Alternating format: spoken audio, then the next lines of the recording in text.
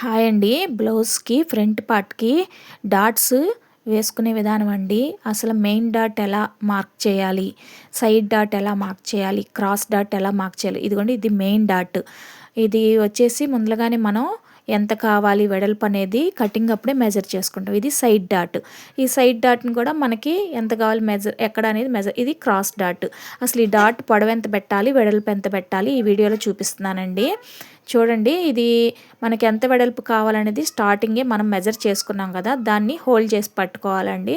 ఇదిగోండి వెడల్పుని ఇలా మార్కింగ్ చేసుకున్నాం కదా, దాన్ని ఇలా మిడిల్కి ఇలా హోల్డ్ చేసి పట్టుకోవాలండి. హోల్డ్ చేసుకొని దాని మీద ఎంత పొడవు కావాలి అంటే ఇది వచ్చేసి 2.5 అయితే అన్ని బ్లౌజులకి సెట్ అవుతుందండి.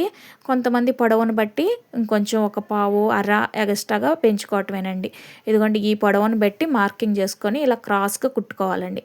కుట్టుకున్న తర్వాత వచ్చిన ఖర్చుని ఇలా హోల్డ్ చేసుకోవాలండి. ఇలా హోల్డ్ చేస్తే షేప్ పట్టీ మీద ఈ ఖర్చు అనేది పడకుండా ఉంటుంది. లేకపోతే షేప్ పట్టీలో పడిపోయి అక్కడ డాట్ అనేది ఇలా వంకరగా ఉన్నట్టు ఉండిద్ది. ఇదిగోండి ఇది మెయిన్ డాట్ కదా. ఇప్పుడు సైడ్ డాట్.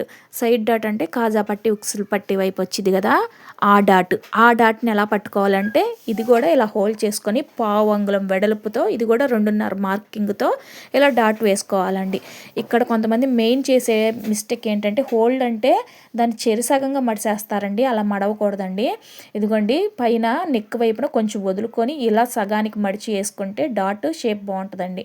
ఇప్పుడు వచ్చేసి క్రాస్ డాట్. ఈ క్రాస్ డాట్ ఎలా వేయాలి అంటే మెయిన్ డాట్ నుంచి క్రాస్గా చంక వైపు పట్టుకొని దాన్ని కూడా పావులంగుళం వెడల్పుతో పట్టుకొని అది పొడవు వచ్చేసేపాటికి 4 అంగుళాల పొడవు పెట్టుకుంటే సరిపోతుందండి. ఇప్పుడు ఇది వేసాను కదండి, స్టిచ్ తిప్పి చూపిస్తున్నాను చూడండి కప్ షేప్ ఎంత నీట్గా ఉందో.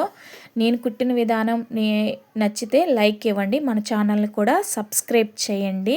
Thank you.